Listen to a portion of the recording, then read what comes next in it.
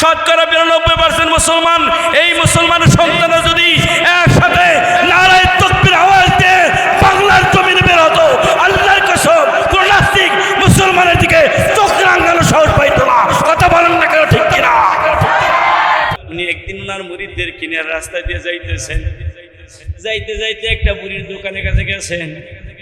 বুড়ি ডাক দেখায়, বাবারা তোমরা কোথায় যাও? উনি কে? লোকেরা ডাক দেখায়, বুড়ি রে তুমি চেনো নাই? উনি হলেন জুনায়েদ বাগদাদি, বাগদাদের সবচাইতে বড় আলেম, বড় বুজুর্গ, বড় পিসাব। আল্লাহু আকবার।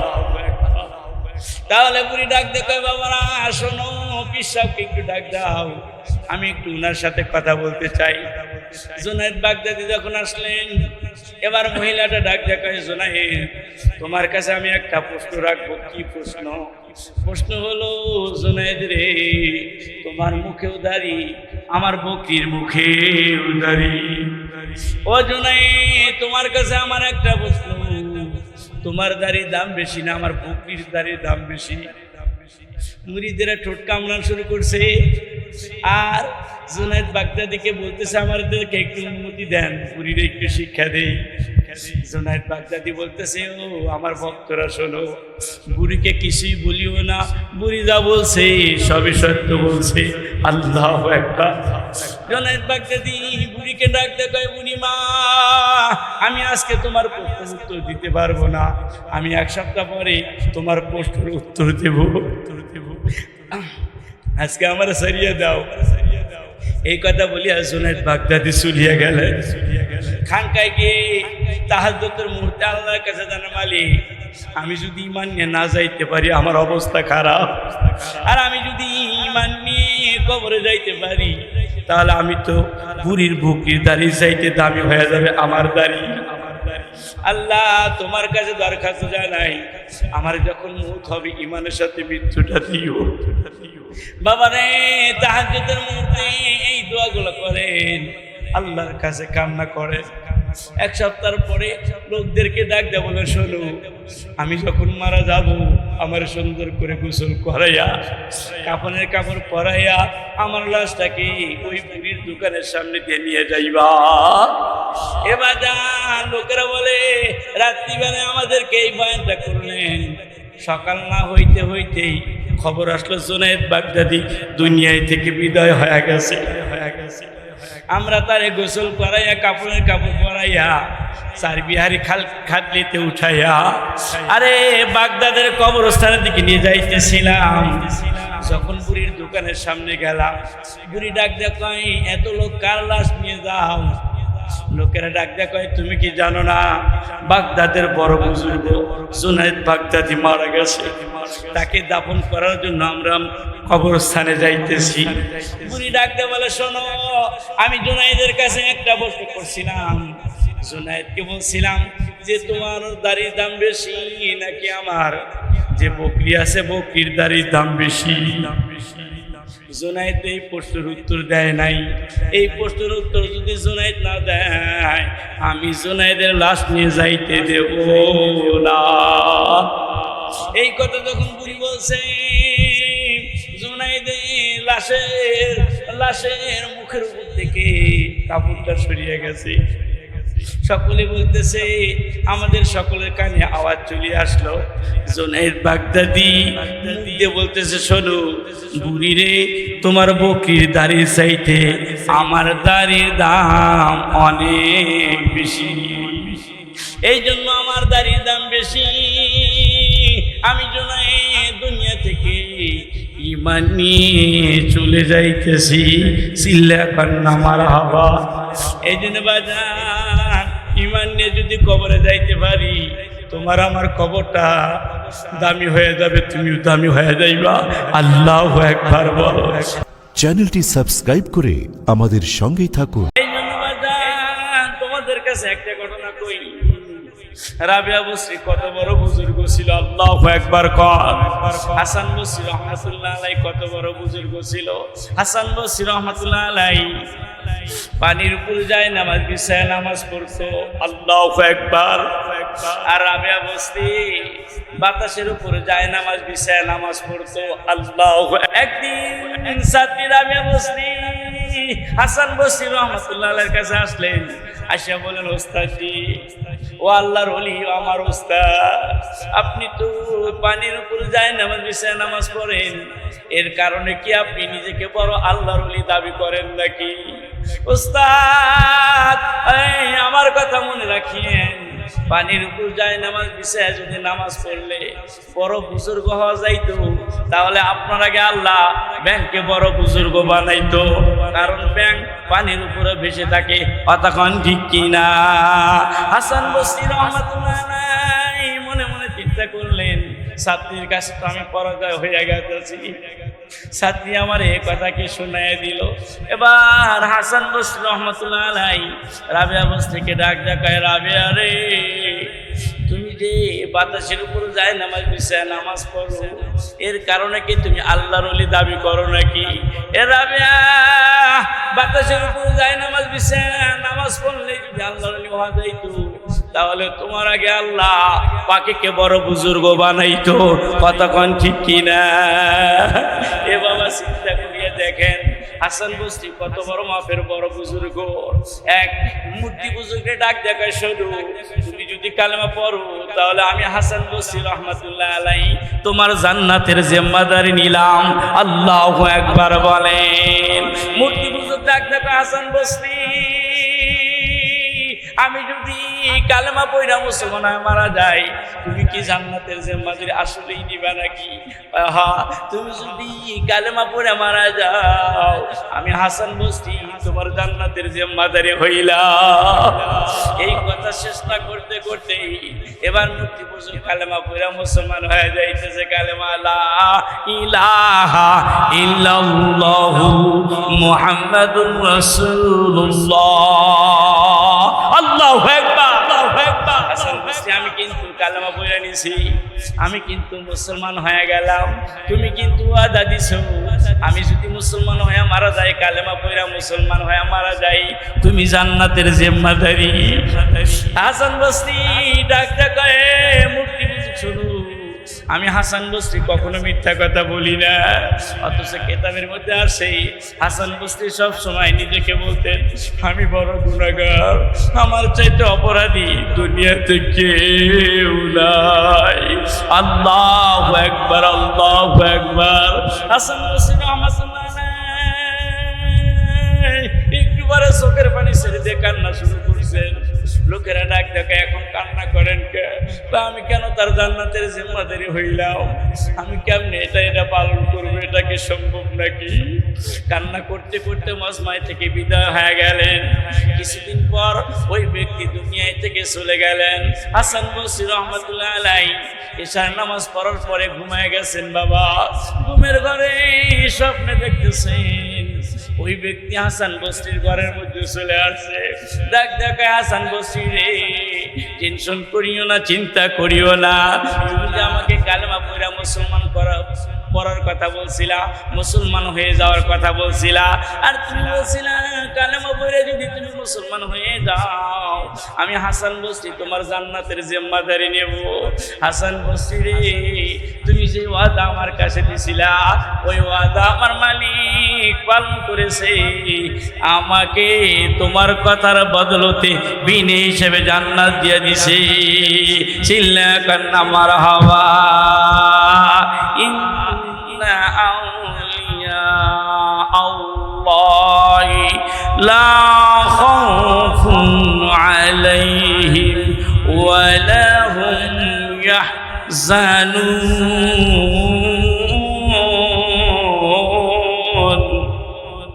যারা আল্লাহর ওলি হয় তাদের কোনো ভয় নেই, তাদের কোনো টেনশন নাই। কারামত আউলিয়ায়ে হাক্কুন, আল্লাহ ওয়ালাদের কারামত, এটা সত্য কথা, বলেন ঠিক কিনা? এরা বলতে দেরি হয়, এদের কাজ হইতে দেরি হয় না। আল্লাহু আকবার বলেন। আরে আল্লাহ ওয়ালাদের কথা বলতে দেরি হয়, কাজ হইতে দেরি হয় না। একবার বাগদাদ থেকে লোকেরা আসছেন জুনায়েদ। ও জুনায়েদ, কি হয়েছে? শোনেন, আমাদের বাগদাদে বৃষ্টি হয় না, আপনি একটু দোয়া করেন আল্লাহ যেন আমাদের বাগদাদে বৃষ্টি দিয়ে দেয়। এবার জুনায়েদ বাগদাদি ডাক দেখা, ও বাগদাদের লোকেরা শুধু আল্লাহর সাথে আমার মতে পড়ে না, আল্লাহর সাথে আমার ঝগড়া লাগিয়ে গেছে।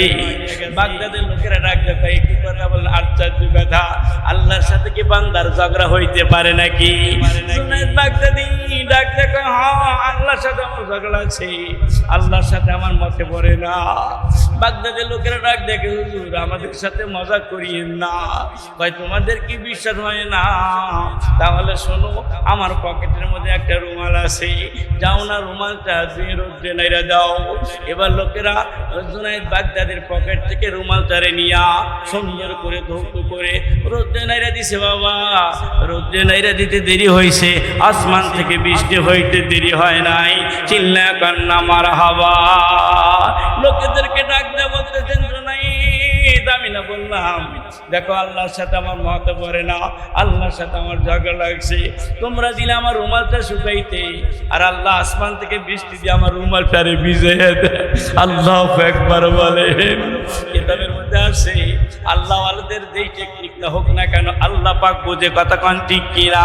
যে আল্লাহর হয়ে গেছে তার কোনো টেনশন নাই, ভয় নাই, কথা বলেন ঠিক কিনা? এবার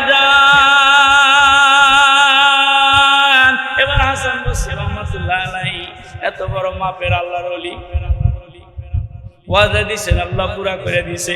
আল্লাহু আকবার বলে। আর সাথী আবার রাবিয়া বস্তি, কত বড় দামি বুজুর্গ। আরে রাবিয়া বস্তি দুনিয়ার জমিন থেকে চলে গেছে। তাকে যখন কবরের ময়দানে রাখা হয়, এক মহিলা স্বপ্নে জিজ্ঞাসা, আপনার কবরের অবস্থা কি?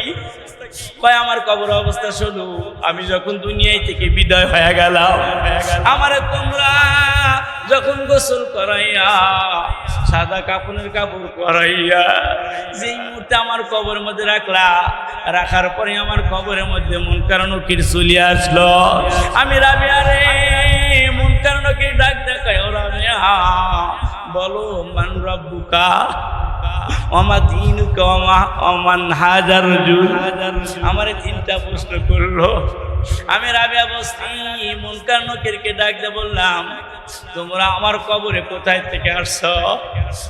আমরা তোমার কবরে আসমান থেকে আসি। আসমান থেকে আমার কবরের দূরত্ব কত? আসমান থেকে তোমার কবরের দূরত্ব 750 বছরের রাস্তা। আল্লাহু আকবার বলেন। রাবিয়া বস্তি মুনকার নকিরকে ডাক দিয়ে বলে, ও মুনকার নকির, 750 বছরের রাস্তা অতিক্রম কইরা আমার কবরে আসলা, একটা মুহূর্তের জন্য কি আমার আল্লাহরে একবার বলছনি? মুনকার নকির ডাক দেখায়, রাবিয়া রে, একটা মুহূর্তের জন্য আমরা আমাদের প্রভুকে ভুলতে পারি না। রাবিয়া বস্তি ডাক দেখায়, মুনকার নকির 550 বছরের রাস্তা অতিক্রম করে আমার কবরে আসতে যদি একটা মুহূর্তের জন্য আল্লাহকে ভুলে না থাকো, আমি রাবিয়া বসি 3.5 হাত মাটির তলে আইসা কেমনে আমার মাওলারে ভুলি? আল্লাহু আকবার। কিতাবের ভিতরে আছে, ফাউলিমা ইলাইহা ফাউলহিমা ইলাইহুমা। আল্লাহ রাব্বুল আলামিন দুইজনের দিকে ইলহাম নাযিল করে দিলেন। রাবিয়া যা বলছে সব সত্য। আল্লাহু আকবার বল। রাবিয়ার কবরে প্রশ্ন করিও না, রাবিয়ার কবরকে জান্নাতের বাগান বানিয়ে দাও। চিল্লা কান্না মারহাবা। এদিকে লা ইলাহা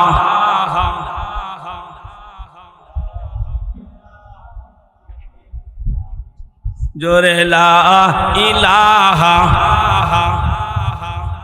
চোখেরই পলকে তুমি হতে পারো না, বন্ধ হবে চিরতরে তোমার নিঃশ্বাস। হবে এলাল তোমারই নাম, হবে এলাল তোমারই নাম মসজিদের মাইকে। বাড়িওয়ালা নাই রে বাড়ি, নাই রে দুনিয়াতে।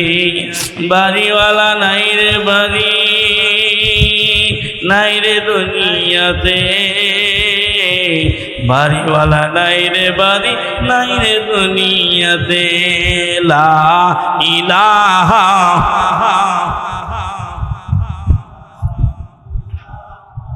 জোরে লা ইলাহা, জোরে লা ইলাহা, লা ইলাহা ইল্লাল্লাহু মুহাম্মাদুর রাসূলুল্লাহ সাল্লাল্লাহু আলাইহি ওয়াসাল্লাম। এবার হাসান বসরি রহমাতুল্লাহ আলাইহি, এত বড় ছাত্রী বুজুর্গ হাসান বসরি রহমাতুল্লাহ আলাইহি বলতেছেন, বুড়া বয়সে একটু শখ হইল, একটু রাবিয়া বসরির বিয়ার প্রস্তাবটা দেই। সুবহানাল্লাহ, সুবহানাল্লাহ। কারণ রাবিয়ার মতো একজন বুজুর্গী মহিলাকে যদি বিয়ে করতে পারি আমার জীবনটা সার্থক হবে। আল্লাহু আকবার বলেন। হাসান বসরি রহমাতুল্লাহ আলাইহি রাবিয়া বসরিকে প্রস্তাব দিলেন, রাবিয়া রে আমি একটু তোমাকে বিবাহ করতে চাই, রাজি আসুন?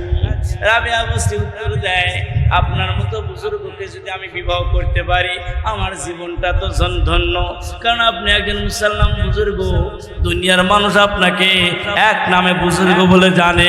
আল্লাহু আকবার বলে। আপনার মতো স্বামী যদি আমার হয় আমার কপালটা না কতই ভালো হবে। তবে ওস্তাদজি আপনি আমাকে বিবাহের প্রস্তাব দিয়েছেন, আমি খুশি আছি, রাজি আছি। তবে আমার আপনার কাছে প্রশ্ন থাকবে, আপনি যদি আমার 4টা প্রশ্ন হল করে দিতে পারেন আমি আপনাকে স্বামী হিসাবে গ্রহণ করব, নচেত আমি আপনাকে স্বামী হিসাবে গ্রহণ করতে পারবো না। আল্লাহু আকবার, আল্লাহু আকবার। দেখেন না রাবিয়া বসরি বিয়ার প্রস্তাব দেয়, রাবিয়া বসরি শর্ত দেয় 4টা প্রশ্ন করব, যদি উত্তর দিতে পারেন আপনাদের বিবাহ করব, নচেত আমি বিবাহ করতে পারবো না। আর আমাদের দেশের মেয়েরা বিয়ার কথা কইলে আব্বা ছেলে কোন লোক কথা কয় না রে। আল্লাহু আকবার, আল্লাহু আকবার, আল্লাহু আকবার। ছেলে কোনটা? ছেলের বাড়ি টেলিভিশন আছে, ছেলের অবস্থা ভালো তো, অথচ কিতাবের ভিতরে আসছে চেহারা সুন্দর দেখে বিয়ে দেওয়া এটা খ্রিস্টানদের প্রথা, ছেলের সম্পদ দেখে বিয়ে দেওয়া এটা হলো ইহুদিদের প্রথা, আর দিনদার দিকে বিয়ে করা এটা হলো মুসলমানদের প্রথা। সুবহানাল্লাহ বলেন, সুবহানাল্লাহ বলেন, সুবহানাল্লাহ বলেন। কারণ যার বউ দিনদার, যার বউ দিনদার সে পৃথিবীর শ্রেষ্ঠ সম্পদ পাইছে, আর যার বউ দিনদারিত্ব নাই ও পৃথিবীর সবচেয়ে কষ্টের মধ্যে আছে। কতক্ষণ একটা ব্যানালাও যদি বউ সুন্দর হয়, ব্যানালাও সুন্দর করে গান গায়, বউ পাইছি ভালো, গানও কয় ভালো, কথা কয় না রে। আর টাকা অর্থবিলিটির অভাব নাই, কিন্তু বউ ব্যবহার খারাপ, ওই লোকটা বলে আমি সবচাইতে কষ্টের মধ্যে আছি। কি বলেন? এই জন্য বোঝার বউনে কার শুকরিয়া আদায় করবেন আল্লাহ। আরে যার বউটা কর্কশবাসী একটু খারাপ ব্যবহার করে মন খারাপ করবেন না, ওই বউকে নিয়ে কষ্ট করে সংসার করবেন। আল্লাহ রাব্বুল আলামিন যেদিন দুনিয়া থেকে বিদায় হয়ে যাবেন আল্লাহ খুশি হয়ে 2টা জান্নাত আপনাকে ফ্রি দান করবে। চিল্লা কান্না মারহাবা। এবার রাবিয়া বসরি হাসান বসরি রহমাতুল্লাহ আলাইহি ডাক দেওয়ার, উস্তাদজি আপনি আমাকে বিয়ে করবেন ভালো কথা, কিন্তু আপনার কাছে আমার 4টা প্রশ্ন থাকবে। এই 4টা প্রশ্নের যদি উত্তর দিতে পারেন আমি আপনাকে স্বামী বলে গ্রহণ করব, নচেত আমি স্বামী হিসাবে আপনাকে গ্রহণ করতে পারবো না। রাবিয়া বসরি এই প্রস্তাব যখন রাখলেন হাসান বসরি রহমাতুল্লাহ আলাইহি বলেন, তুমি প্রশ্ন করো আমি চেষ্টা করব, তুমি প্রশ্ন করো আমি চেষ্টা করব। এবার রাবিয়া বসরি ডাক দেখা হাসান বসরি রহমাতুল্লাহ আলাইহি, ও আল্লাহর ওলি বুজুর্গ আপনার কাছে 1 নাম্বার প্রশ্ন, আমি রাবিয়া যেদিন দুনিয়া থেকে বিদায় হয়ে যাব সেদিন কি আমি ঈমান নিয়ে যাইতে পারবো কি পারবো না? আল্লাহু আকবার, আল্লাহু আকবার। 1 নাম্বার প্রশ্ন, আমি যেদিন দুনিয়া থেকে চলে যাব ঈমান নিয়ে যাইতে পারবো কি পারবো? আমরা কি এরকম চিন্তা করছি? এইরকম কি মাইয়া মানুষ আমি জন্ম দিছি, এরকম কি মেয়ে কি আমি জন্ম দিছি যে বিয়ের চিন্তা চেতনা থাকবে একটাই, আব্বু আমার বিয়ে দাও, ছেলেটা 1 নাম্বার যেন আলেম হয়, আব্বু আমার বিয়ে দাও এমন পরিবারে দিবা যেই পরিবারের যেন শ্বশুর শাশুড়ি বেঁচে থাকে, আব্বু আমার এমন পরিবার দিবা যেই পরিবার সুদের সাথে জড়িত না, গুনার সাথে জড়িত না, যেই পরিবার হালাল তরিকায় রিজিক উপার্জন করে খাওয়াবে এমন একটা ছেলে আমারে দিবা, ছেলে আমারে দিবা, ছেলে আমারে। কি বলেন? আর আমাদের মেয়েদের ফার্স্ট চয়েস থাকে আব্বা ছেলে যেন স্মার্ট হয়, ছেলের বাসায় যেন অর্থ থাকে, ছেলের বাসায় যেন টেলিভিশন থাকে। এমন বেটার বউ আর এমন বউ সংসারে এনে কখনো সুখ হতে পারে না। কতক্ষণ ঠিক কিনা? এই জন্য নবীজি বলছেন 4 গুণ দেখে বিয়ে করবা। 1 নম্বর জামালিহা, যে মেয়েটাকে বিয়ে করবা সেটা সুন্দর কিনা। 2 নম্বর মালিহা, যে মেয়েটাকে বিয়ে করবা তার অর্থ অ্যাবিলিটি আছে কিনা, তার বাবা। অকুফু বিহা, যেই মেয়েটাকে বিবাহ করবা তার বংশ কেমন। 4 নম্বর অদিনিহা, মেয়েটা দিনদারিত্ব আছে কিনা এটা দেখবা। সবগুলা কম কম আছে কিন্তু দিনদারিত্ব 100-100 আছে। পয়গম্বর বলেন এমন মেয়েকে বিয়ে করে তোমার সংসার সুখী হবে। সুবহানাল্লাহ, সুবহানাল্লাহ, সুবহানাল্লাহ, সুবহানাল্লাহ। এমন মেয়েকে বিয়ে করে। আল্লাহু আকবার কর, আল্লাহু আকবার কর। খারাপ লাগতেছে নাকি? খারাপ লাগতেছে? টেলিভিশনের সামনে ওনাকে না, টেলিভিশনের সামনে আর্জেন্টিনা ব্রাজিল সারা রাত বড় বেড়া দেখতেছে। কোনো মায়েরও কথা নাই, কোনো বাবারও কথা নাই, কথা কন্যা কানা কোনো কথা নাই, হইচই চলতেছে, কোনো কথা নাই। অনেক এলাকায় দেখা যায় একটু মাহফিল টাহফিল হইলে বা এত রাত্রি মাহফিল হয়, সারা রাত বড় আর্জেন্টিনা ব্রাজিল দেখতেছে, কারো কোনো ব্যথা নাই। ঠিক না? ঠিক না? ঠিক না? আমাদের সমস্যা হলো ভিতরে। কথা কন না কেন? কথা কন না কেন? এটা মুসলমানের দেশ, শতকরা 92% মুসলমান। কতক্ষণ ঠিক কিনা? শতকরা 92% মুসলমান। এই 92% মুসলমান যদি একসাথে কোন ব্যক্তিকে নির্বাচনে সিলেক্ট করে তাহলে এই বাংলাদেশে কোন নাস্তিক হিন্দু ইসলাম বিদ্বেষী কোন ব্যক্তি বিশেষ প্রধানমন্ত্রী হতে পারবে না। প্রধানমন্ত্রী হবে সেই ব্যক্তি যার ভিতরে ইসলামী চেতনাবোধ আছে। কতক্ষণ ঠিক কিনা? ঠিক কিনা?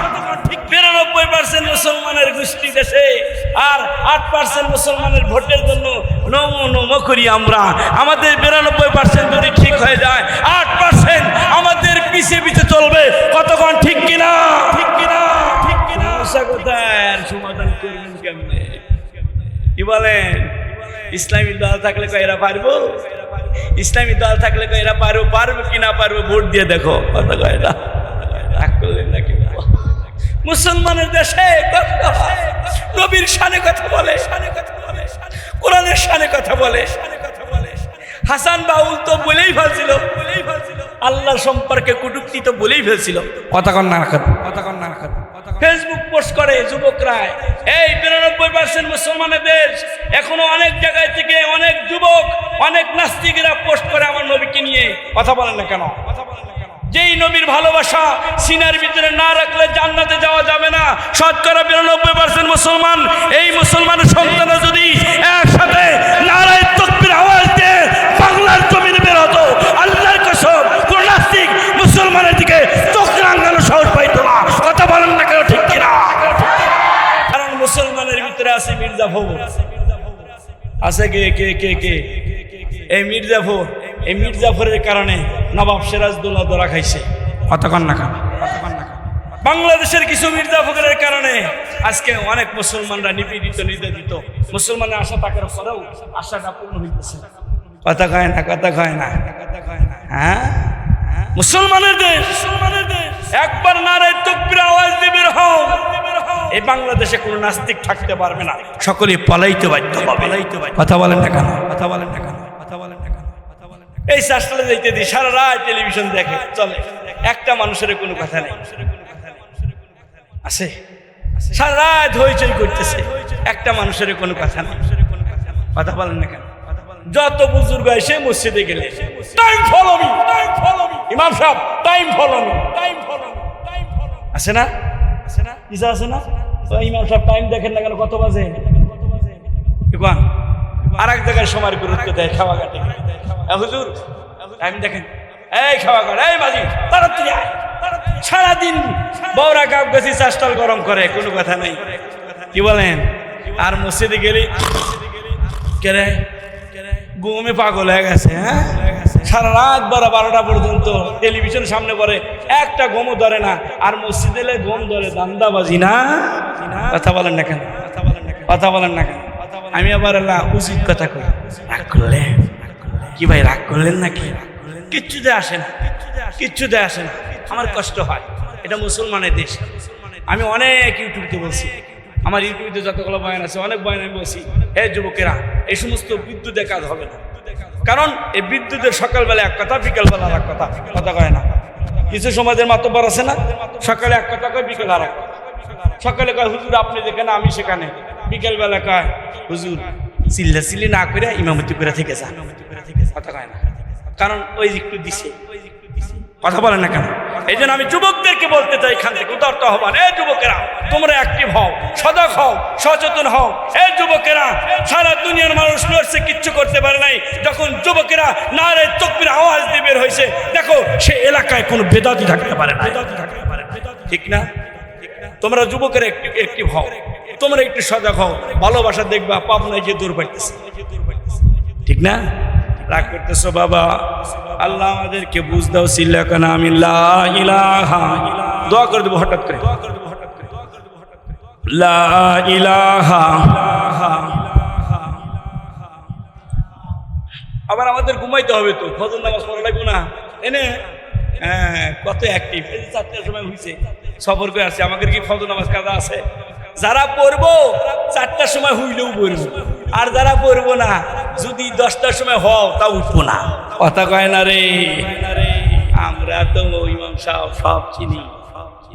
আল্লাহ তুমি আমাদেরকে বুঝ দাও। সিল্লাকানা আমি, আল্লাহ তুমি আমাদেরকে মাফ করিয়া দেও আমি, আল্লাহ তুমি আমাদের বুঝ দাও। সিল্লাকানা আমি বাবা, এই জন্য অনুরোধ করবো, হঠাৎ করে দোয়া করিয়ে দেব।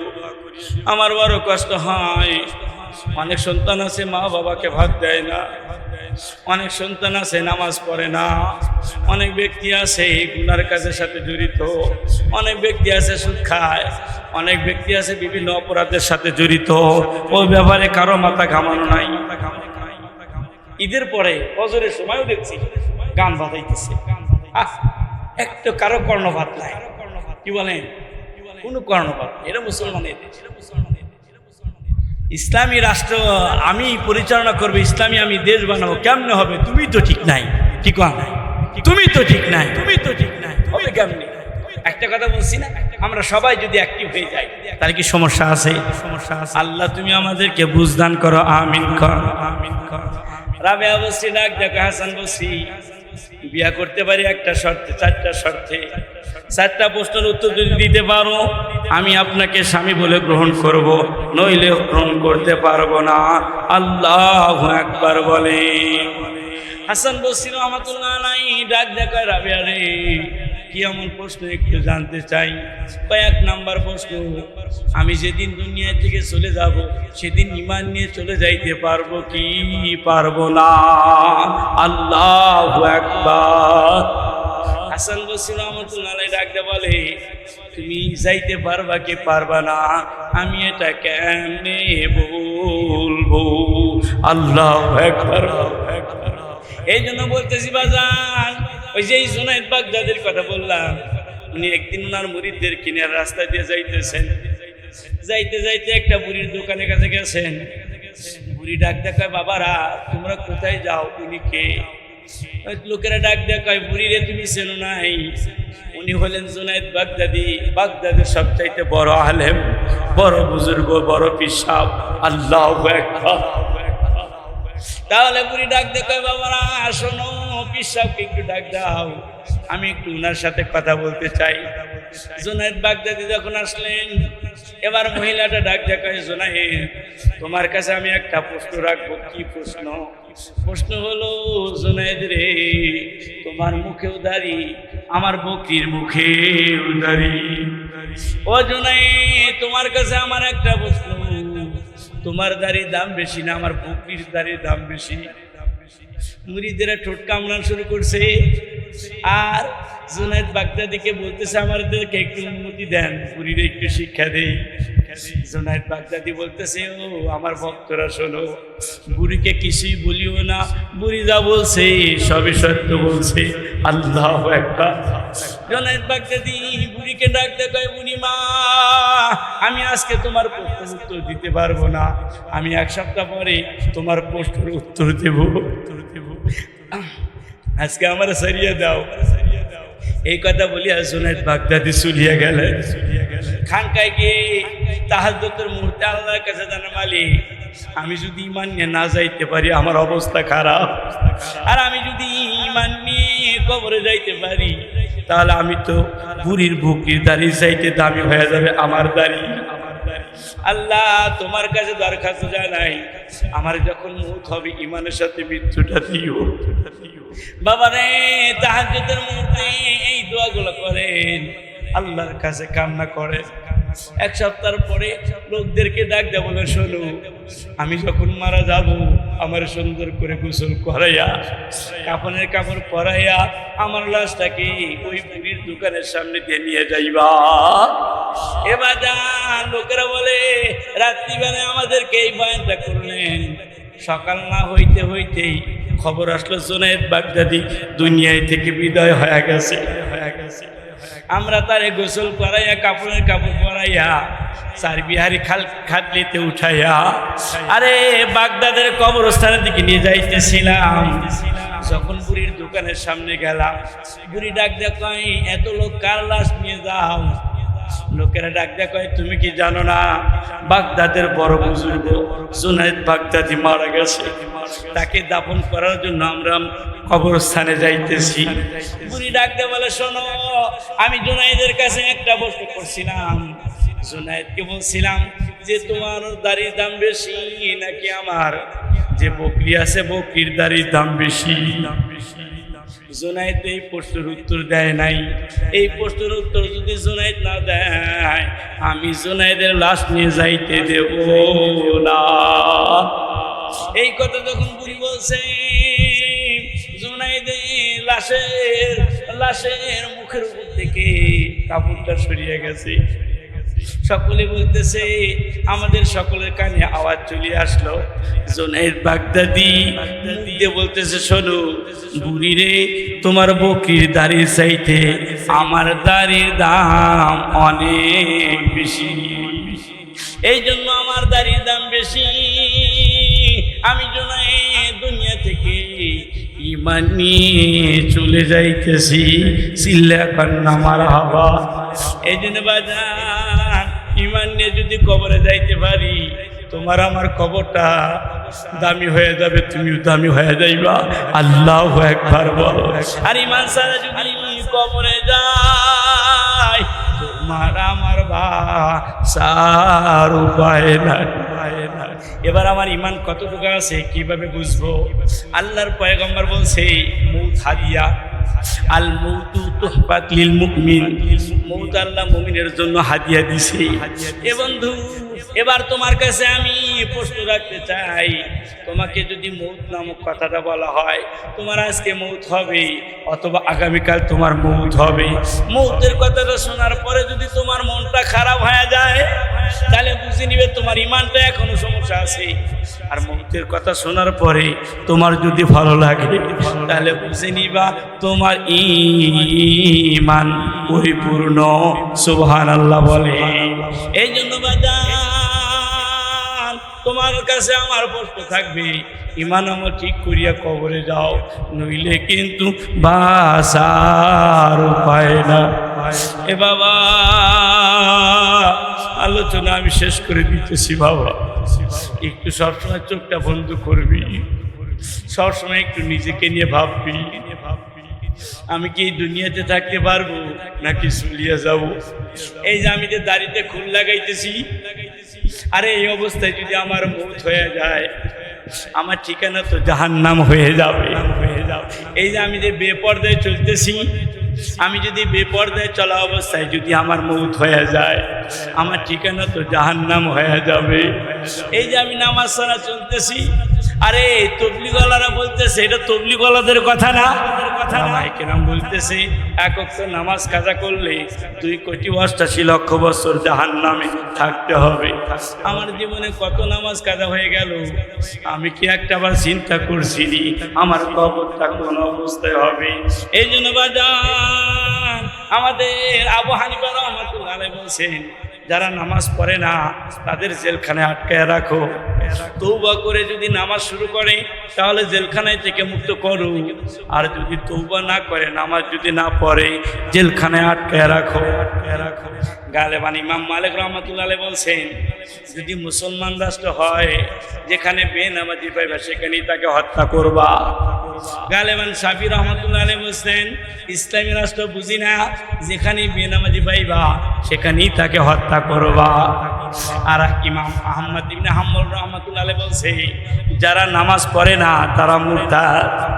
আমাদের বড় পীর আব্দুল কাদের জিলানী রহমতুল্লাহ আলাইহি বলছেন, যারা নামাজ পড়ে না বেনামাজি যদি মারা যায় তাদের জানাজায় যেন কোনো মুসলমান না যায়। বেনামাজি যদি মারা যায় তাদেরকে যেন মুসলমানের কবরস্থানে দাফন করা না হয়। এই যুবকে পর্দানে মারা জীবনে কত নামাজি না কাজা হয়ে গেল। ও মা, তার পায়ে ধরিয়া কই নামাজ কাজা করিস না। এই যুবক তার পায়ে ধরিয়া কই নামাজ কাজা করিস না। এই দুনিয়ায় থাকতে আসি নাই, এই দুনিয়ায় থেকে বিদায় নিতে হবে। কতক্ষণ ঠিক কিনা? এই যুবক, আমার ওয়াজ এতটুকুই শেষ। এতটুকু কথা তোকে মেসেজ দিয়ে গেলাম। এই ইমানদার হয়ে কবর যা।